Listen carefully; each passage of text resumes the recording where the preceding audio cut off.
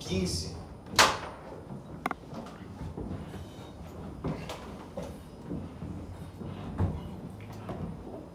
Nós vamos ler a partir do versículo 39. 1 Coríntios 15, 39. Todo mundo encontrou? Vai para Romanos, vira à direita.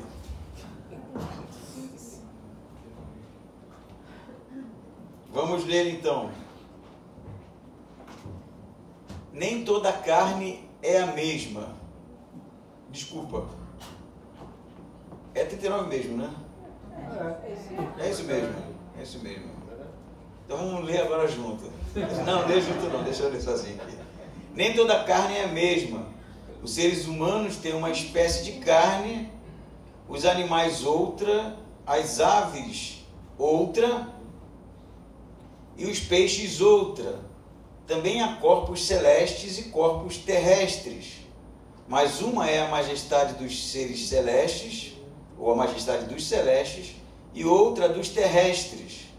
Uma é a majestade do sol, outra é a majestade da lua, e outra a majestade das estrelas, porque uma estrela distingue-se em majestade de outra estrela.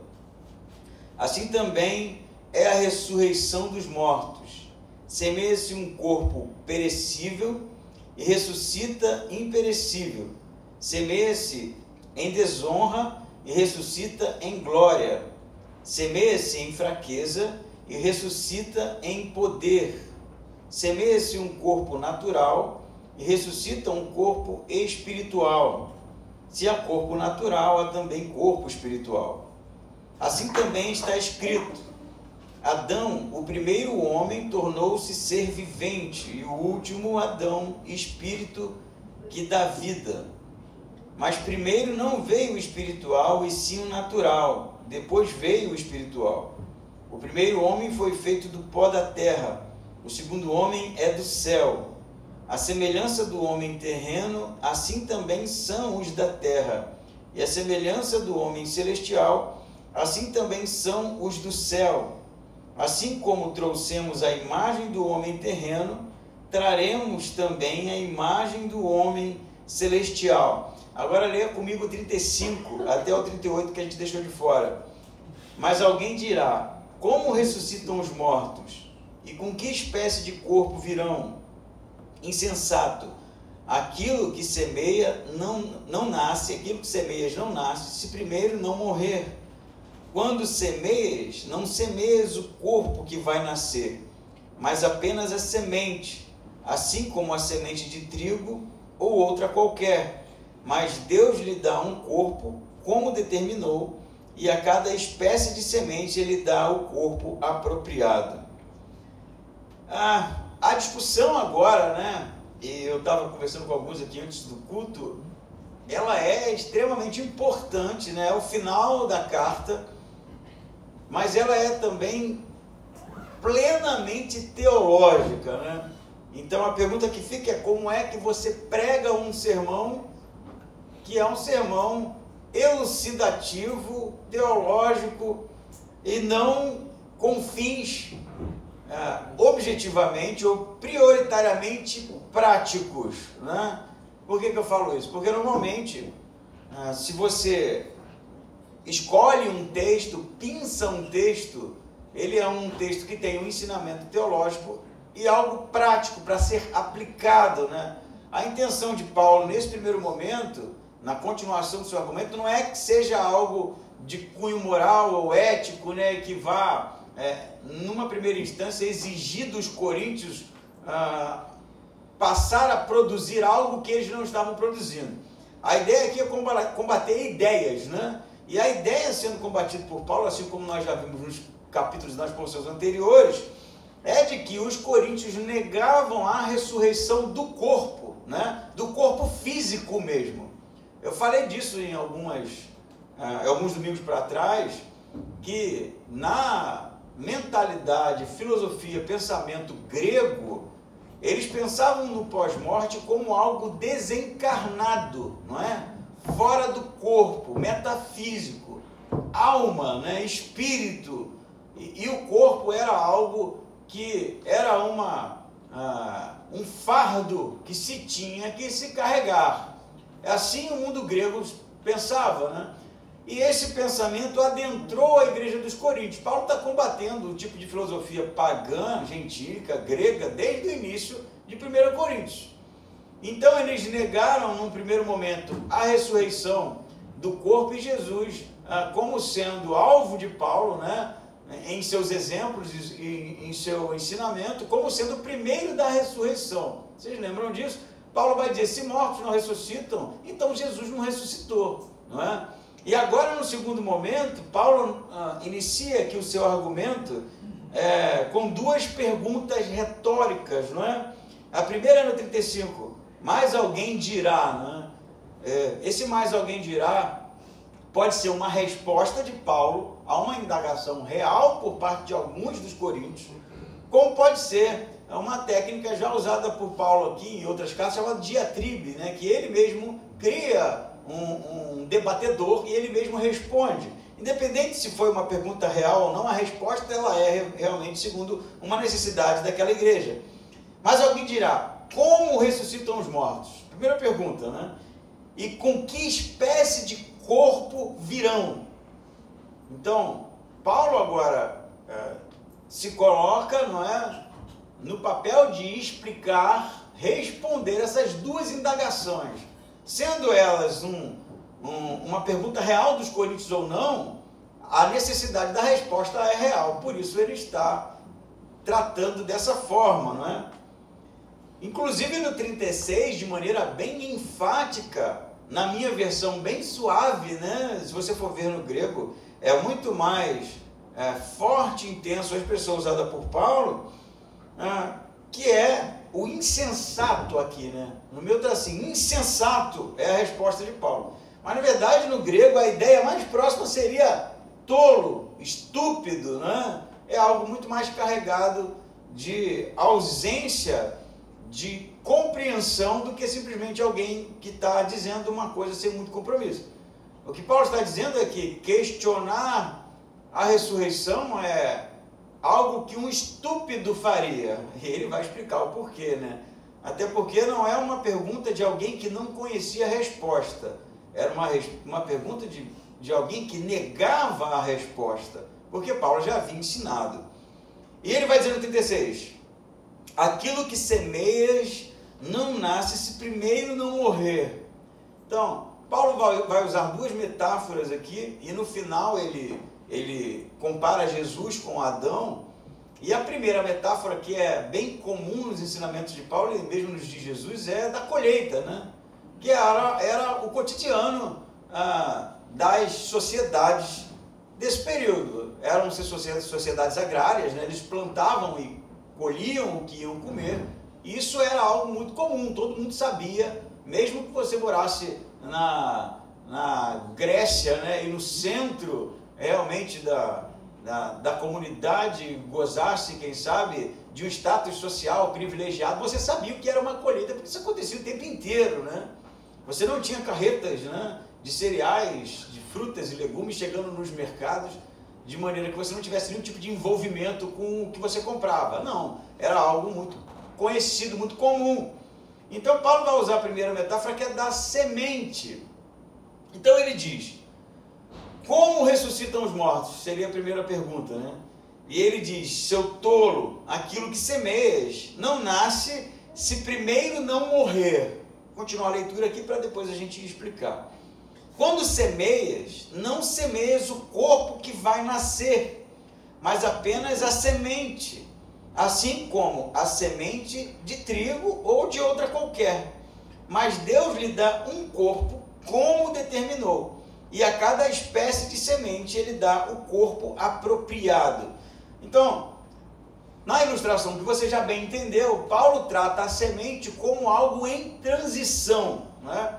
Não é aqui sobre a semente estar morta, porque Paulo sabia que uma semente não estava morta. Ela tinha a potencialidade de se tornar uma planta, não é? Com todo o seu verde, com toda a sua beleza. Mas ele usa a metáfora da semente porque era conhecida pelos coríntios, e que também, de certa forma, leva os coríntios a refletirem sobre algo que era conhecido, o fato de que uma semente não era semente o tempo inteiro, não é? E não havia sido projetada para ser uma semente ponto, como uma pedra, por exemplo. Uma semente era algo que, embora estivesse em um estado ali de inatividade, uma vez plantado, ela tinha o potencial de se tornar uma planta e, se tornando uma planta, um novo corpo. Essa aqui é a ideia. Transição, né? Semente em um estado bruto, não é? Inativo, e planta em um estado pleno e cheia de vida. Então, ele diz que quando semeia o corpo, quando você não semeia o corpo necessariamente da planta, mas sabendo que aquela planta vai realmente florescer, não é? E você já está rapidamente, imagino eu, indo onde Paulo quer chegar, né? Ele vai dizer assim, como a semente do trigo que vocês conhecem ou qualquer uma outra. E ele diz no 38, mas Deus lhe dá um corpo como determinou. Então parece que, nesse primeiro momento, e na metáfora de Paulo, seja a semente, seja a planta, seja qualquer outro tipo de grão ou trigo, ou qualquer outro tipo de coisa que eles plantassem naquele tempo, a transição, a mudança, o florescer era algo determinado por Deus, não era algo aleatório. Deus havia determinado para que as coisas funcionassem dessa forma. Por isso ele vai dizer, no 38 de novo, Deus lhe dá o corpo como determinou, e cada espécie de semente, ele dá o corpo, palavra-chave aqui, apropriado. Inclusive, assunto, tema que ele vai continuar desenvolvendo. Mas a gente pode parar aqui nessa primeira metáfora e entender um princípio básico nos ensinamentos de Jesus e no que Paulo está dizendo, que nós também conhecemos. A máxima de que, para que haja ressurreição, é necessário haver morte, correto? E é disso que está sendo tratado aqui. Salvo, como Paulo vai dizer, aqueles que estiverem vivos na vinda de Jesus. Esses não morrerão, esses serão transformados. Esse é assunto para o domingo que vem, mas, e não chegamos lá ainda, a necessidade da ressurreição, em primeiro momento, é a morte. Se você não morre, você não ressuscita, porque não há necessidade, já que a ressurreição ela tem uma conexão direta com estar morto, né? Então, Jesus já vai tratar muitas vezes desse tema quando ele diz que é necessário morrer, não é? Morrer, como, por exemplo, para os pecados, morrer para o velho homem, o próprio batismo, né? É o símbolo da morte e da ressurreição, e não é isso que a gente faz quando a gente vai para o batismo e faz a confissão de fé, não é? O que é o batismo? É morrer, né, para o mundo, para o pecado, para uma velha natureza e ressuscitar, não é isso? E renascer. É um apontamento para o ministério de Cristo, da sua morte e ressurreição, mas também há ali outros apontamentos para algo que ainda não se deu. Eu não ressuscitei ainda, mas já acontece espiritualmente uma morte, não é? De coisas que são desagradáveis a Deus, de coisas que de fato Deus não deseja, porque não fomos criados para tais coisas. E a gente vai, à medida em que amadurece na trajetória cristã, abandonando certas coisas que realmente sabemos serem nocivas, né? Serem um empecilho para o amadurecimento espiritual. Então, a metáfora da morte e ressurreição, ela já está no Evangelho, ainda que aqui seja bem objetivo sobre morrer e realmente reviver, não é? O tempo inteiro. Então, a semente para nascer, vai dizer Paulo, ela precisa morrer antes, né? Morrer no sentido daquele modelo. Morrer no sentido de que aquele corpo da semente é um corpo apropriado para o estado em que ela se encontra. Mas vai haver um momento em que ela, em sendo plantada, ela necessitará de um outro corpo para uma outra realidade apropriada a ela. Amém? Faz sentido ou não? Faz, né? É bem simples, então. Então, esse é, na verdade, o escopo do argumento de Paulo de que a ressurreição é uma necessidade. Ela é uma necessidade. Embora Paulo não trate da ressurreição de incrédulos, e aqui o tópico é dos salvos, o fato de nós termos sido batizados, o fato de nós termos seguido Cristo e crermos num Cristo ressuscitado é um apontamento de fato que haverá uma transição para nós também. Que tipo de transição? Paulo vai tratar isso aqui, mas eu posso já lhe adiantar. É uma transição realmente e uma transformação adequada a uma nova realidade. Nesse momento, a nossa realidade enquanto seres viventes, né, enquanto seres naturais, é essa. E vai ser aqui abordado por Paulo de maneira bem objetiva. Ainda sofremos, né? Ainda adoecemos, ainda temos necessidades, e assim sucessivamente. Essa é a natureza humana. Inclusive eu estava vendo um vídeo hoje de um sermão de um tempo atrás, né? Um conhecido meu me perguntou uma coisa, eu falei, eu acho que eu já preguei sobre isso. Aí eu fui procurar o vídeo, né? E o vídeo tem alguns anos já. Eu pensei assim, mano, como eu envelheci, né? Eu mostrei para a Lidiana, olha aqui, um menino, né? Mais ou menos. Mas eu envelheci e é impressionante, assim, como a gente não se dá conta, né? A não ser quando a artrose, a artrite começa a tomar conta, né? A gente não se dá conta do tanto que a gente envelheceu. E quando a gente se depara com as fotos antigas, com vídeos antigos, é que realmente a ficha cai assim, né? Meu, eu já estou com 50, né? E eu tenho uma novidade para vocês, assim, eu estou envelhecido junto com vocês, tá? Porque tem foto de vocês também antigamente e muita gente está diferente aqui, né? Nós estamos envelhecendo junto. E o envelhecimento, embora seja tratado de maneira bonita, né? Poética, envelhecer é amadurecer, na verdade é uma oxidação, né? Que está acontecendo, a gente está se deteriorando, né? Os joelhos já rangem, os cabelos começam a cair, né? Só o Chico que não tem cabelo branco até hoje, eu não sei qual é a mágica, né? O cabelo do Chico continua preto igual ao de 10 anos atrás. Mas a gente vai percebendo realmente que tem alguma coisa acontecendo com a gente que não é muito boa, né? Que não é muito positiva. E isso é realmente por conta de uma realidade decaída, não é? Embora você seja levado a pensar, porque tudo funciona dessa forma, né? Em uma espécie de entropia natural, né? E entropia é o envelhecimento mesmo, é a perda, né? Você vai perdendo calor, né? Quem é físico aqui? Tem um físico aqui? A entropia na física é a perda de calor, vai morrendo, né? Uma estrela em estado de entropia, ela vai perdendo calor, ela vai morrendo, e uma vez que ela tenha perdido todo o seu calor, ela deixa de ser uma estrela, né? E nós, né, estrela que somos, né, estamos também em um estado de perda constante, vai vir realmente as mazelas do envelhecimento, né? Vai vir as doenças, os sofrimentos, e se não for por envelhecimento, vai ser por outro motivo. Era o Freud que dizia, né, que existem 3 coisas que são os impedimentos para a felicidade humana, né? Aí ele vai dizer, uma delas é a saúde, né? Ela deteriora, né? Uma hora a gente vai estar tão mal, né, que vai ser difícil levantar de uma cadeira. A segunda, segundo Freud, era a natureza, né? A natureza tantas vezes, né, vem sobre nós com toda a sua fúria, através dos terremotos, dos tsunamis, das enchentes, e seja lá do que for. E a terceira, segundo Freud, são as próprias pessoas, né, que causam um sofrimento na gente tremendo. Então a gente sofre, a gente adoece, a gente vive em uma realidade realmente que, eu não quero aqui ser niilista, né, ser negativo, mas é que é verdade, né? Os tempos de alegria são bem menores que os tempos de sofrimento, né? Não é isso? Tão poucos, né, que a gente até guarda na memória. Poxa, como foi bom, né? Porque a gente passa mais tempo sofrendo do que se alegrando.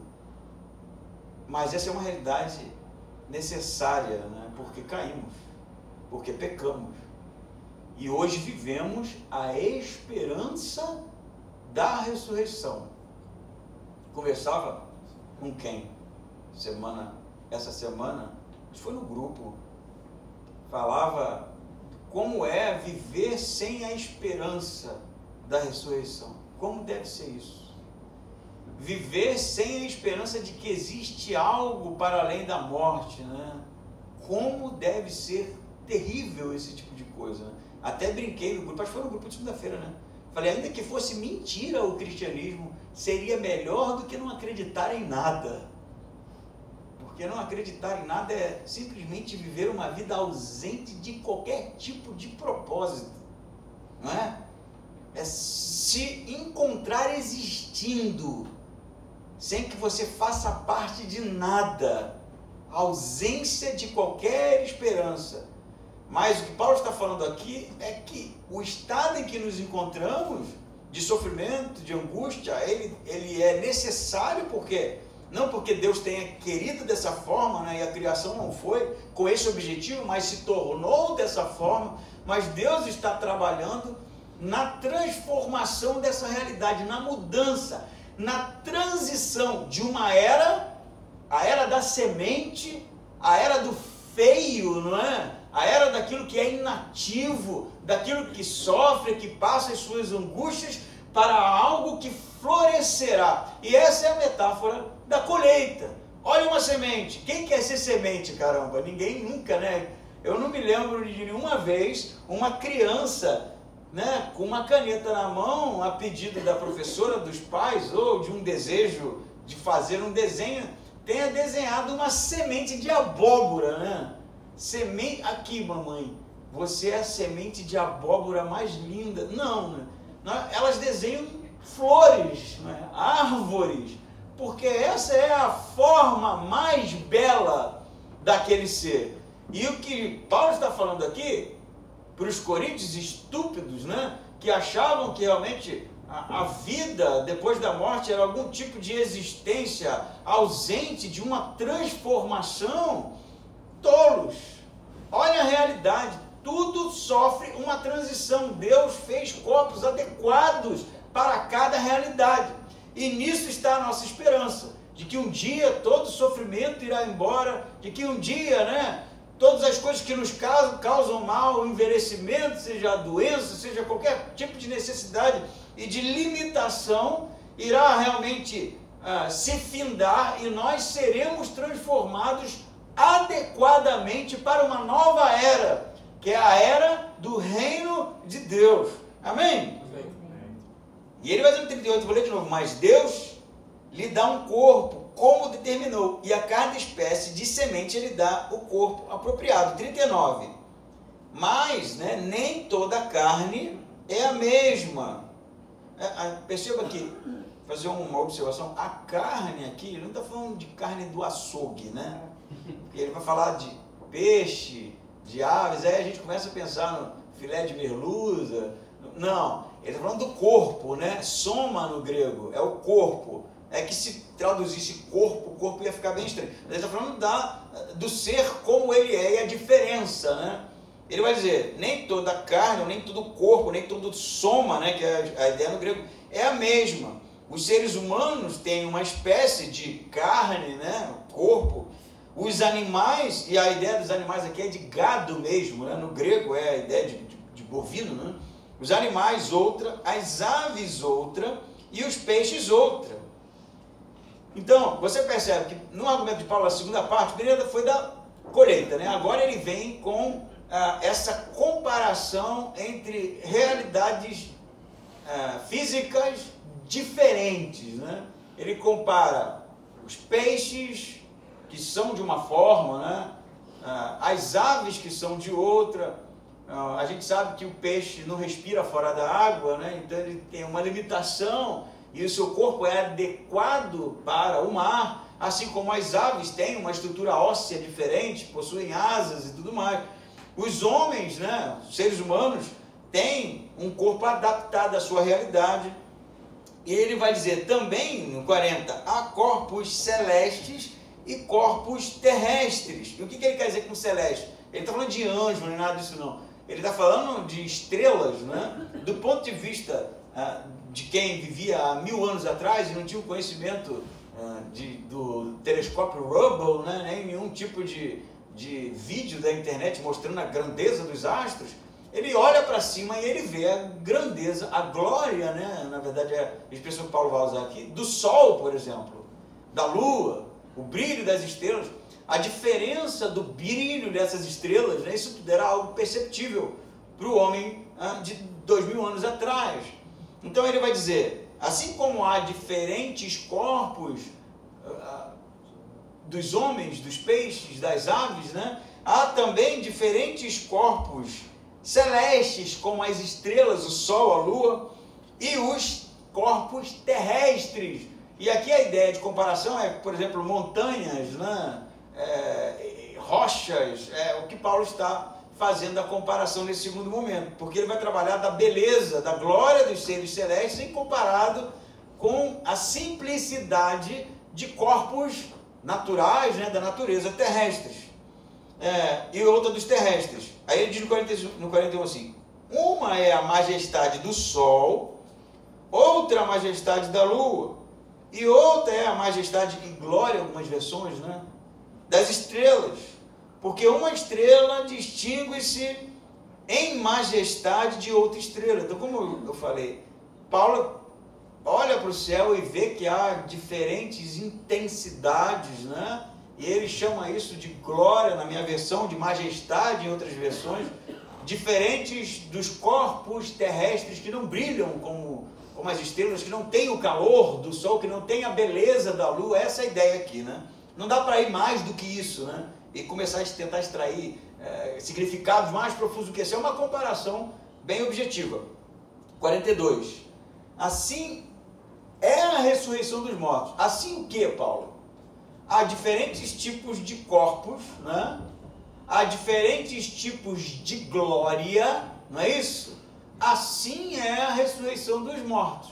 Então o que Paulo está querendo dizer? Que a ressurreição produzirá uma realidade, uma existência diferente da que conhecemos. Por isso há diferentes corpos, né? Na sua metáfora. E a glória dos astros tem esse contraste com os corpos terrestres, né? Das montanhas, das rochas, e como se na ressurreição a existência que nós habitaremos e faremos parte será de algo glorioso, belo, né? Inclusive tem uma influência aqui, por exemplo, de Daniel capítulo 12, né? Que fala que aqueles que são o povo de Deus brilharão como estrelas, né? E é uma passagem que arremete justamente à ressurreição. Ele vai dizer, assim é a ressurreição dos mortos, semeiam um corpo perecível e ressuscita imperecível. Então, na metáfora de Paulo da diferença dos corpos, quando houver a ressurreição, a glória será diferente e o tipo também será diferente. No que, Paulo? Primeiro aspecto, semeia-se um corpo perecível, e ele está falando da nossa existência, e nascerá algo, ou ressuscitará, ou será transformado para algo imperecível, né? E o que é perecível e imperecível? É aquilo que apodrece, né? É aquilo que experimenta corrupção, é aquilo que adoece, é aquilo que se desintegra, se desfaz, não é? Por que ele usa essa expressão aqui? Porque os coríntios provavelmente estavam pensando, pô, mas aí a pessoa morreu, foi enterrada, já apodreceu, não é? Só tem os seus ossos ali. Como é que você vai viver de novo? Viver como, né? Como assim? E aí Paulo vai tratar do primeiro aspecto de uma realidade que pode ser corrompida. Você sabe, né, que Jesus, ele morre, 3 dias depois ele ressuscita e o seu corpo não vê corrupção, não é? Muitas pessoas perguntam por que 3 dias e não 4 dias ou não 1 dia, né? E a explicação, né, mais aceita é de que para o judeu do primeiro século se aguardava 3 dias para decretar realmente a morte do indivíduo, do ponto de vista religioso, né? Porque muitos no século I acreditavam que o espírito ainda ficava por ali, próximo do corpo, né? Então, provavelmente, esse tipo de crença tinha algum algum apontamento para algumas doenças, né, que as pessoas, hoje já acontece muito mais nesse período, se passavam como mortas, eram sepultadas e nem sempre estavam mortas, né? Então havia necessidade de aguardar durante 3 dias. Por que 3 dias? Porque no 4º dia já fedia, porque havia experimentado a corrupção, era assim que era chamada, a corrupção é o apodrecimento mesmo. Uma vez que cheirou mal, está morto. Então vocês vão se lembrar, por exemplo, da ressurreição de Lázaro, não é? Quando Jesus manda tirar a pedra, o que eles dizem? Já cheira mal, não precisa, né? Já cheira mal, não tem mais chance de haver algum tipo de milagre, né? Então, o primeiro aspecto de Paulo aqui é que na nova existência, novo corpo, esse corpo não padecerá corrupção. Então, se ele não padece corrupção, ele não envelhece, ele não apodrece, ele não se desgasta. Essa é a ideia aqui. E aí ele vai para o segundo aspecto do 43. Semeia em desonra e ressuscita em glória. O que seria desonra aqui? Eu vou rapidinho pintar para você um cenário que a gente vai entender muito bem. Você provavelmente já viu alguém em estado terminal, com câncer. Provavelmente, se não viu pessoalmente, viu foto ou vídeo, alguma coisa. E viver daquela forma é desonroso, não é isso? É ausente de dignidade. Eu vi uma vez, muitos anos atrás, quando a AIDS surgiu, né, no mundo, que foi aquela novidade negativa, né, as pessoas morriam de AIDS, do Cazuza. E o Cazuza virou um símbolo da luta contra a AIDS, mas eu me lembro, o Cazuza era um cara, né, de boa feição, né, um porte físico, e o cara começa a definhar, né? E para as últimas imagens que eu tenho na mente do Cazuza, não havia mais dignidade, né? Era um esqueleto com um lenço na cabeça. Vocês já viram isso, né? O Paulo não conheceu o Cazuza, mas é disso que ele está falando. Semeia-se em indignidade, né? Adoecer e morrer é algo realmente que nos espanta, né? Que nos traumatiza. Muitas vezes a gente prefere nem ver, para guardar a memória da pessoa enquanto estava bem. Não é assim? Muitos anos atrás, eu era menino, tinha 14 anos no máximo, e tinha um vizinho, que era o Gugu, era o apelido dele, né? Wanderson, Gugu. Filho de um vizinho nosso muito próximo, e ele ia à praia, e eu ia para a praia também com os meus pais, e ele ia sozinho com os amigos da rua. E ele foi lá em casa e me pediu um short emprestado. E eu emprestei um short que eu tinha, que ele queria, porque gostou, e esse menino sumiu em Copacabana. Os amigos viram ele pela última vez mergulhando de cima da pedra, o mar estava em bandeira vermelha. E o corpo foi encontrado há quase 15 dias depois. E aí foi o sepultamento. Então, caixão fechado, né? Mas aqueles que quisessem se despedir, eles iriam abrir. Cara, eu não entrei, eu tinha 14 anos, minha mãe nem deixou. Mas os que entravam, saíam vomitando. Não sei para que foi olhar, né? Porque, por favor, o que você espera encontrar 15 dias depois de uma pessoa no mar, né? Indignidade, né? A doença, a morte, o sofrimento é algo realmente que causa em nós, né, espanto. E o que Paulo está falando? Se no primeiro momento não vai conhecer corrupção, apodrecimento, envelhecimento, desgaste, no segundo momento ele vai dizer: semeia-se em desonra, que é assim que a gente morre, né? Não adianta encher de flores lá para cheirar bem, porque a coisa é ruim mesmo, né? Morte é ruim, não tem jeito, a gente sabe disso, né? A gente tenta melhorar, né? Leva para dar aquele banho, para passar aquela maquiagem, para botar aquela roupa que mais gostava, mas no final da história é triste mesmo. A morte é algo traumatizante, mas semeia-se em desonra e ressuscita em glória, né? Em beleza, em algo pleno, em algo glorioso. E o terceiro aspecto que ele vai dizer, semeia-se, no 43 ainda, em fraqueza, e o semear aqui é a morte, né? Inclusive, para nós, muito mais significativo, porque nesse período não se enterrava as pessoas, né? Principalmente os judeus, eles sepultavam em sepulcros, né? Para nós, semear, né, é muito mais significativo, inclusive, porque precisa enterrar a semente, assim como nós enterramos os nossos mortos, né? Então, em fraqueza, que tem conexão com tudo isso que eu já falei, né? E ressuscita em quê? Poder.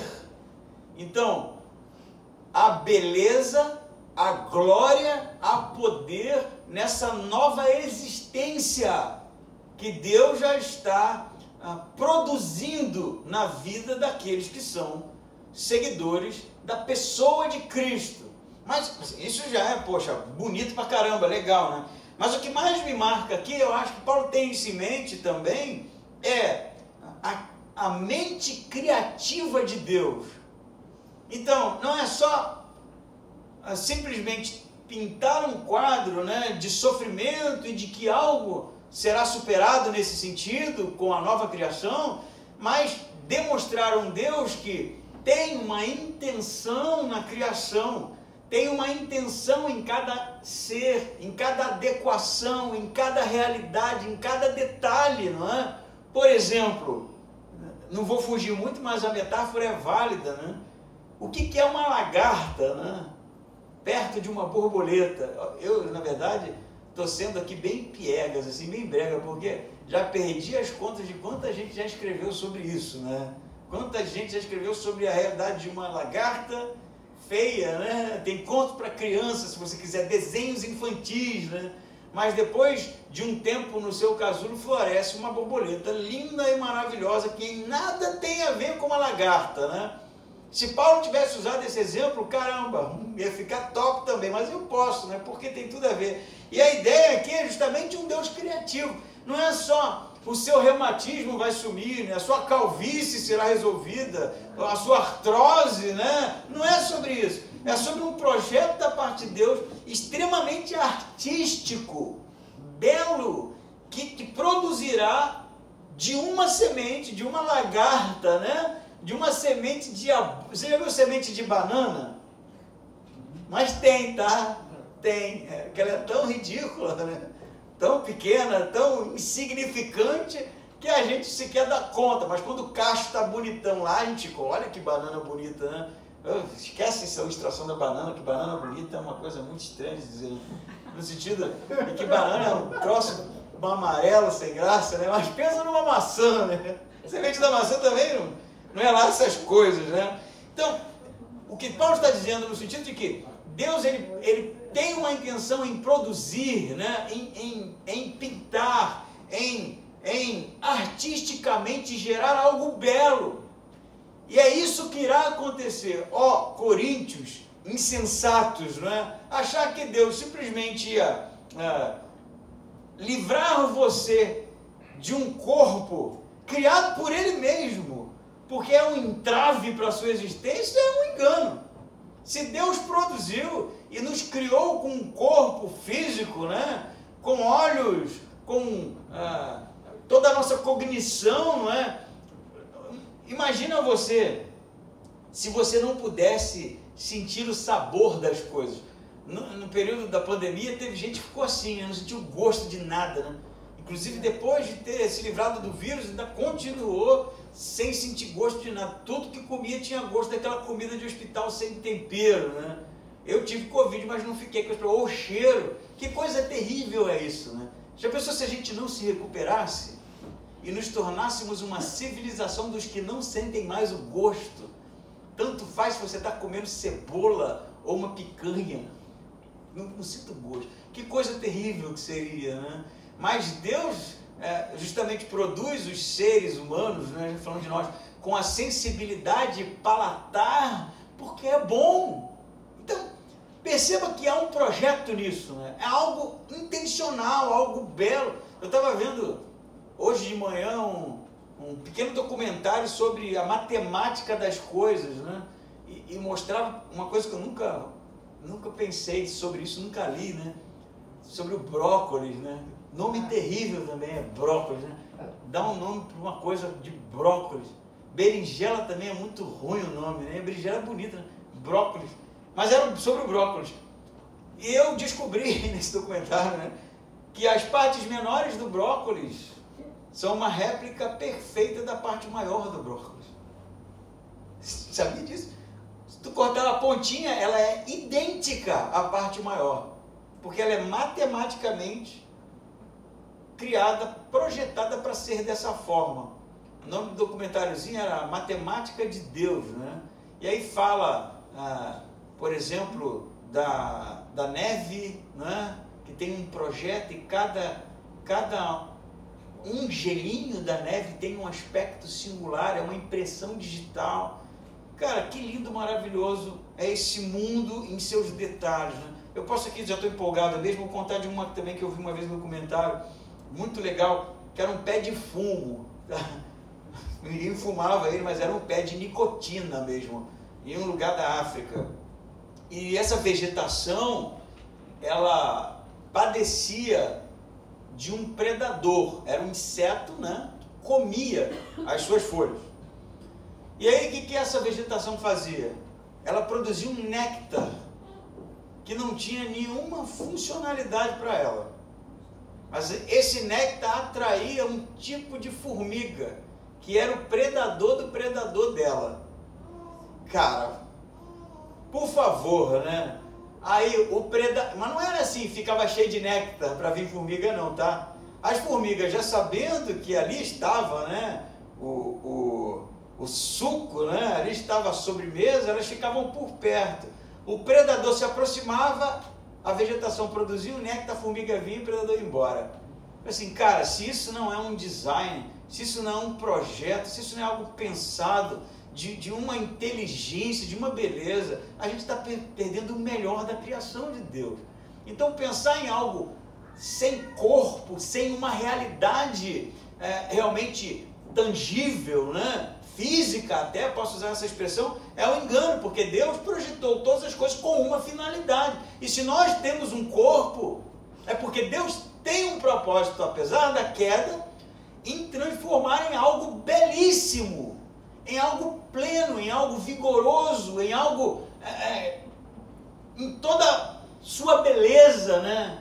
Quem sabe para os feios vai ser melhor ainda, né? Não vamos ser mais feios. Boa notícia para você, né? Gozaremos de uma beleza produzida objetivamente por Deus, né?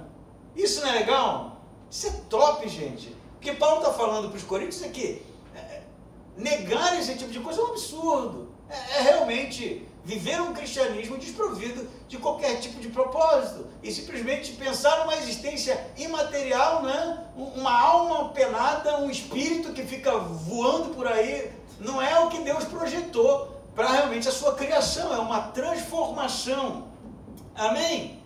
Por isso que, né, ele sempre, eu perdi as contas aqui, se quiser você pode contar em casa, quantas vezes ele falou corpo nesse texto, corpo, corpo, corpo, porque é sobre isso que ele quer falar, porque esse é o problema tratado por Paulo justamente nessa porção. Eles negavam um corpo ressurreto, não é que eles negavam uma existência após morte, eles não negavam isso, eles eram platonistas, né? Então, como bom platonista, existe uma realidade espiritual, né? Imaterial, né? Ausente das limitações e tudo mais. A alma penada, né? É aquele desenho do Pica-Pau, né? Que o bichinho morre e aí sai a alma, né? E a alma vai subindo para o céu e é levada para Deus e the end, né? Acabou assim. Não é isso que Paulo está falando. Paulo está falando realmente de uma transição, de uma transformação para uma realidade vindoura que já esteve início na pessoa de Cristo, que é agora o terceiro estágio do argumento paulino. Leia comigo aqui o 45. Assim também está escrito: Adão, o primeiro homem, tornou-se ser vivente, e o último Adão, espírito que dá vida. Que último Adão é esse que você está falando? Paulo chama Jesus em determinados momentos, por causa do seu argumento, de o segundo Adão. E ali não é que Jesus seja um homem mortal como Adão, não é? Limitado como Adão, não é essa. A ideia aqui é eu vou usar de maneira bem chula aqui, permitam a heresia. A primeira criação em Adão, que cai, e a segunda criação em Jesus, que é vivificada. É óbvio que é uma mesma criação, mas são etapas diferentes de algo que Deus está fazendo. Por isso, Paulo vai abordar, muitas vezes, quando o tema é ressurreição, quando o tema é pecado, e assuntos desse tipo, Jesus como sendo o segundo Adão. Ele chega a dizer em Romanos que o primeiro Adão foi desobediente e por isso a morte entrou no mundo. Mas o segundo Adão foi obediente a tudo, inclusive até a morte de cruz, né? E a comparação ali em Romanos é de que Jesus, diferente do primeiro Adão, ele é o segundo Adão que obedece, né? O primeiro desobedece, o segundo obedece. Então não é Adão no sentido de criação, né? Jesus não foi criado por Deus como o primeiro Adão, mas no sentido realmente de ser o progenitor de uma nova raça. Em Adão todos descendemos, né? Todos descendemos de Adão. Em Cristo, aqueles que estão em Cristo deixam de descender de Adão para agora, em sua nova realidade, descender de Jesus. Então, esse é o sentido da comparação de Paulo com o primeiro Adão e o segundo Adão. Ele vai dizer, assim como está escrito, né, a expressão aqui, ele está fazendo uma referência a Gênesis, né, os primeiros capítulos, quando fala da criação do homem. Adão, o primeiro homem, tornou-se ser vivente. Então, Deus faz o homem na narrativa do Gênesis, né, não mitológica, né, do pó da terra, não é isso? Deus cria o homem do pó da terra e sopra o fôlego de vida no homem, correto? Então o homem é feito ser vivente, ele recebe a vida de Deus. Mas o segundo, o que ele diz? O primeiro homem tornou-se ser vivente e o último, espírito que dá vida. Então qual é a diferença do primeiro Adão para o segundo Adão? Dentro do que Paulo está argumentando, o primeiro recebeu vida e foi feito ser vivente. O segundo dá a vida. Ele é espírito vivificante, né? Espírito vivificador. Então é óbvio que Paulo está abordando esse aspecto para realmente não deixar uma lacuna para que outros dissessem, então você está dizendo que Jesus foi criado como Adão, né? Embora o tema não seja a divindade de Jesus, aqui ele está amarrando as coisas realmente para que a gente entenda. O segundo Adão, ele é vivificador, ele dá a vida, ele é autor da vida. O primeiro recebeu a vida. Então o primeiro, ele é menor que o segundo. Ele vai dizer aqui no 46, mas primeiro não veio o espiritual, e sim o natural, e depois veio o espiritual. Então na cronologia dos acontecimentos, o que acontece primeiro é o homem natural, o Adão, aquele que recebeu vida, aquele que desobedeceu, aquele que caiu, aquele que por causa da sua desobediência produziu uma raça, né? Produziu homens e mulheres que morrem, limitados, né? Que pecam, que se afastam de Deus. Mas o segundo Adão, ele não é natural, ele é espiritual. E espiritual aqui não é que ele não tem um corpo, né? Porque se Paulo estiver dizendo isso, ele está negando tudo que ele falou até agora, né? Se ele está falando da transformação do corpo, de uma nova realidade, o espiritual aqui é no sentido de ser algo diferente daquilo que caiu, daquilo que padeceu. Então seria mais, eu diria, compreensível, né, mais dentro do texto, se nós pensássemos no primeiro Adão como carnal e o segundo espiritual, que realmente é nutrido por coisas espirituais, movido por coisas espirituais, enquanto o primeiro por coisas naturais, carnais, não é? Então, porque, né, pense comigo, se o que Paulo está dizendo aqui é que a realidade do segundo Adão, né, ela não é mais física, ele está negando o corpo também, né? E ele está concordando com os coríntios. Então não é isso, né? Aqui é realmente sobre duas fases, dois períodos, né, da revelação de Deus diferentes, né? Então, o primeiro, no 47, foi feito do pó da terra, como no Gênesis. O segundo homem, perceba que não é foi feito, ele é do céu, não é isso? Não é assim que está na sua versão? O primeiro homem foi feito do pó da terra, ele é criatura, ele é algo que foi moldado por Deus, e como Paulo já falou, eu trouxe para vocês, ele recebeu a vida. O segundo não, ele pertence a uma outra realidade. Mas aí você pode perguntar, mas Jesus não era homem? Era. E negar isso é heresia, tá? Não, Jesus não era homem, ele era homem sim, né? Mas ele era o homem que morre e ressuscita justamente para produzir em nós essa transformação. Vale aqui, quem sabe, a gente abordar esse aspecto de que se Jesus não fosse homem, como muitos negaram no início da igreja, né, como o movimento gnóstico, e muitos negam hoje, se ele era só um ser divino, o seu sacrifício não teria nenhum tipo de validade substitutiva, não é isso? Porque a gente sabe que no Antigo Testamento o animal substituía o pecador, não é? Quem merecia a morte era o pecador, mas o animal estava morrendo para que o pecador não morresse, né? Então, para que Jesus realmente fosse o sacrifício final, não é? Ele teria que ser um homem para nos representar, mas não um ser divino que se ausentasse do seu corpo naquele determinado momento, ou que sei lá, qualquer tipo de explicação, sugerisse que saiu na hora da cruz e voltou depois da ressurreição. Não, ele era homem mesmo, integralmente homem, que tinha fome, que tinha sede, que passava realmente tempos de sofrimento, como narra a história, tipificando o primeiro Adão, né? E toda a limitação humana e todo o sofrimento humano, que era vencido através da morte e ressurreição. Por isso que ele vai dizer, o primeiro foi feito do pó da terra, mas o segundo do céu, não é? Ele vem do céu. Ele, aqui não é sobre origens, mas sobre realidades, né? Mas ele não foi uma produção da mão de Deus, como nós somos, como Adão foi, né? Avançando aqui, ele diz, 48, a semelhança do homem terreno, assim também são os da terra. E o homem terreno aqui é Adão, né?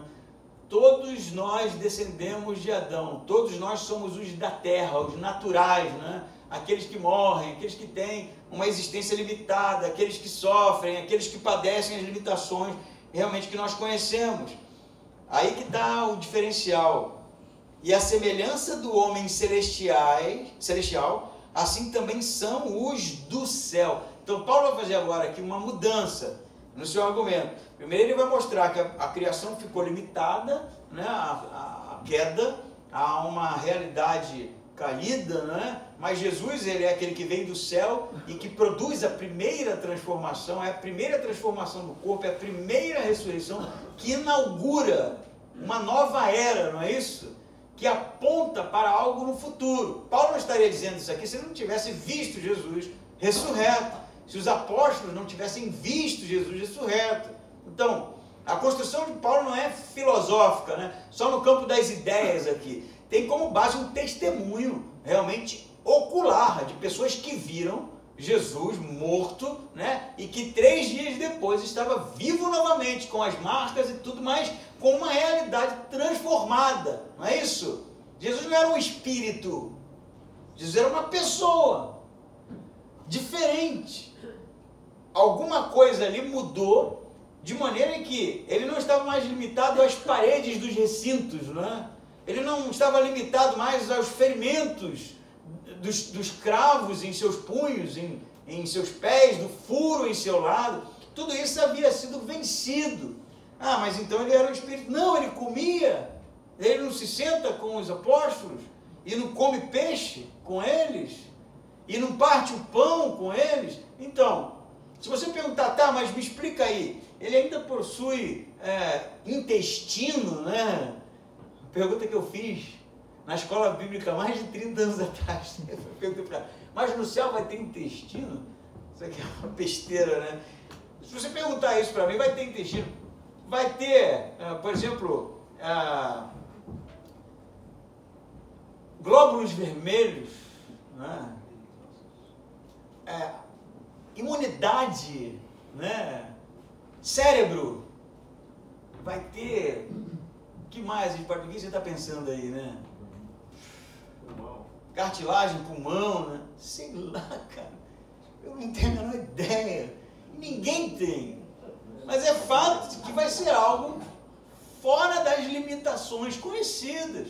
Vai ser uma célula nos moldes que nós conhecemos? Não sei. Me parece que não, né?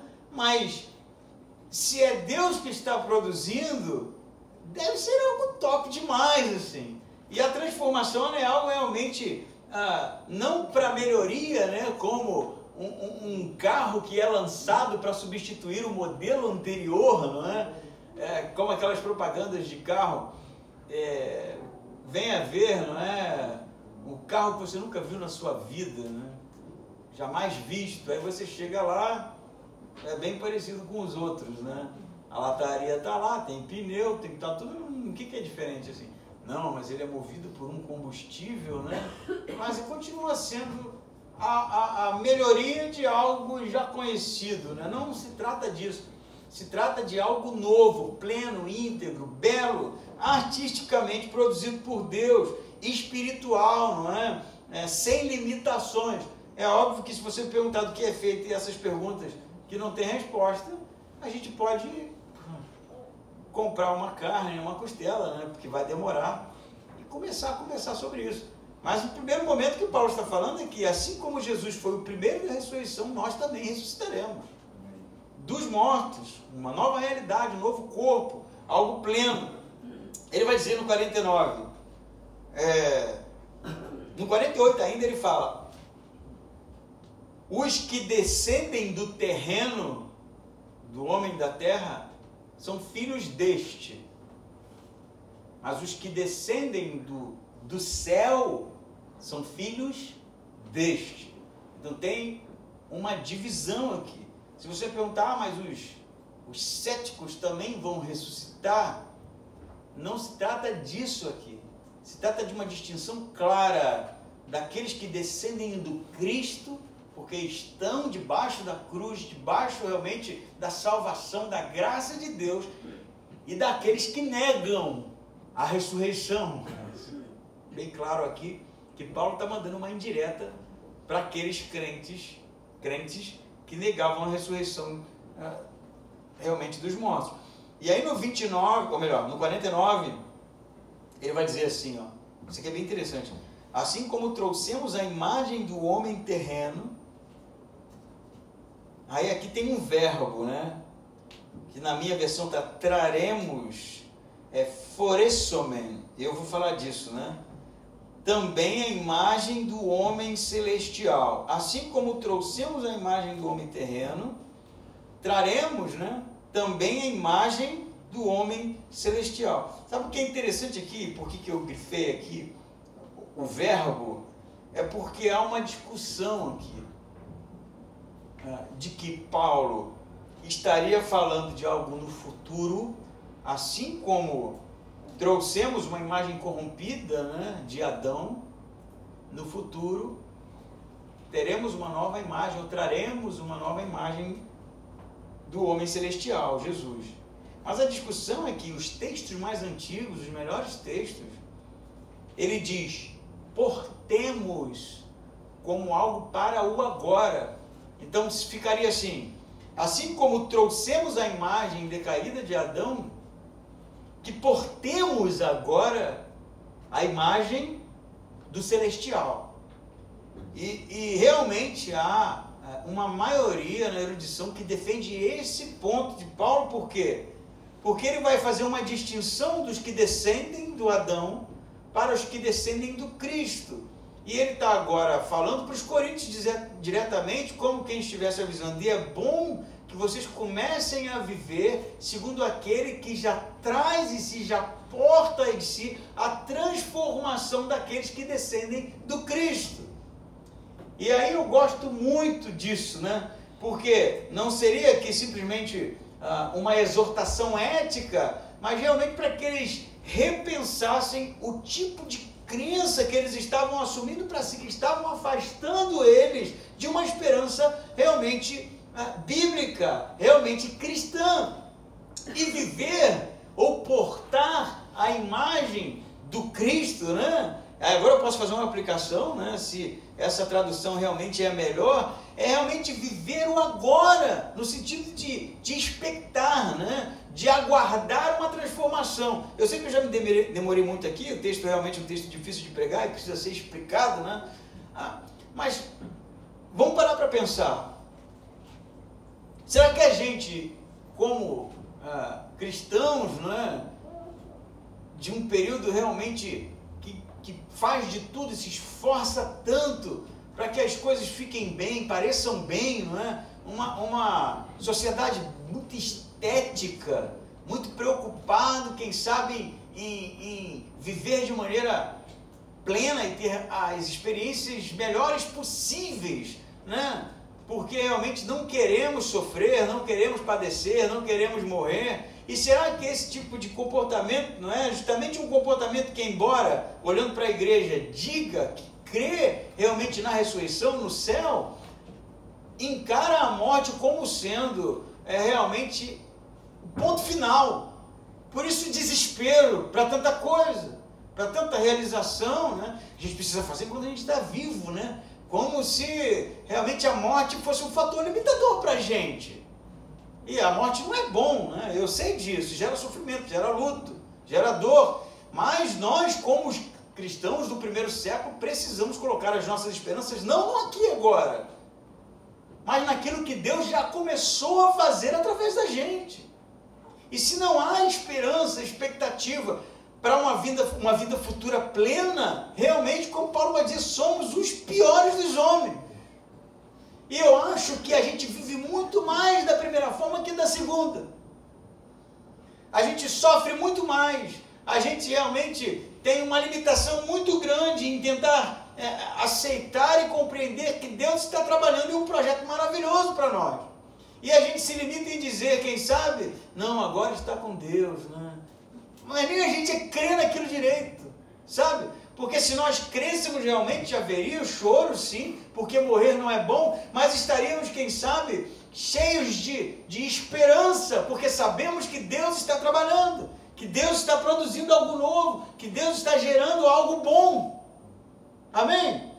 Então, a morte não é o ponto final, porque a morte foi vencida. E ela não foi vencida para você ir para o céu. Ela foi vencida para você ser ressuscitado dentre os mortos. É para aquele momento em que, Deus me livre, não é? Eu tiver que encarar a morte frente a frente, que ela saiba que ela foi vencida. E que nós seremos ressurretos dentre os mortos como algo produzido por Deus lindo, cheio de vida. Amém? Amém. Isso precisa ser verdade, né? Eu termino contando uma história que já contei um monte de vezes, né? Mas eu me lembro dessa. Num texto do Rubem Alves, bem antigo, né? Que ele foi visitar Nagasaki, se eu não me engano, e aquela região que ficou afetada pela bomba atômica, né? E ele ganhou uma muda de caqui, porque eles plantaram um pé de caqui. Caqui é uma fruta bem oriental, né? Se você não sabe. Justamente naquela região afetada, né? Porque eles, apesar da destruição que a bomba atômica causou na Segunda Guerra, floresceu na região um pé de caqui. E aí eles começaram a pegar mudas e plantar em outros lugares e mandar para outros países. E eles escreviam, junto com a semente, a morte jamais poderá vencer a vida. Bem interessante, né? E o Rubem Alves vai fazer justamente o apontamento, né? Usar esse texto para tratar realmente da ressurreição, né? Jesus morreu, né? E não foi nada bonito, foi imoral, né?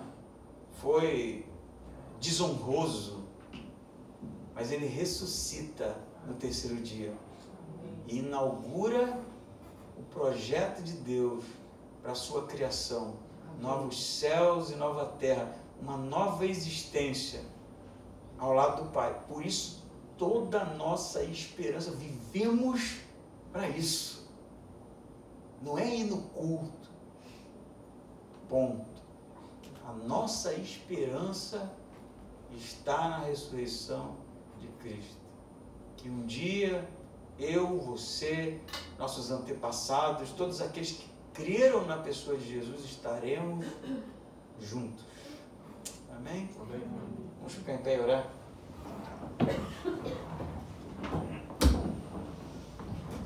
Senhor Deus e Pai, graças te damos por essas palavras maravilhosas, Pai. Oh Deus, como o Senhor é bom, como o Senhor é misericordioso, amável, gracioso, Pai. Realmente pedimos que o Senhor possa aquecer em nossos corações, Pai, e que nós possamos produzir, Pai, não só uma crença, Pai, não só um conteúdo teológico correto, mas possamos produzir corações, Pai, cheios de esperança, Pai, cheios da Tua presença, Pai, enchidos realmente com a certeza de que o Senhor já começou a produzir algo maravilhoso, Pai, e que uma transformação está acontecendo, Pai, e que um dia, Pai, teremos realmente uma realidade diferente, linda, bela, Pai, projetada por Ti, Pai, nos mínimos detalhes, e que viveremos ao Teu lado para todo sempre, Pai. E que essa seja realmente a nossa esperança, Pai. Que não sejam projetos perecíveis, Pai, projetos passageiros, esperanças falsas, Pai, mas que seja realmente um coração grato, Pai, porque realmente o Senhor realmente está fazendo algo lindo e maravilhoso e nós fazemos parte disso. Muito obrigado, Pai, pela Tua graça, pelo Teu amor, muito obrigado pela ressurreição do Teu Filho, Pai, muito obrigado pela ressurreição que já foi iniciada em nós, Pai. Nós possamos viver como crentes que portam, Pai, a imagem do Teu Filho, Pai. Como crentes que exalam o perfume do Senhor, Pai. Como crentes realmente que inspiram outras vidas, Pai. Porque realmente creem na transformação, na mudança, Pai. No quadro, na beleza da pintura que o Senhor está produzindo, Pai. Em nome de Jesus que nós oramos e agradecemos. Amém.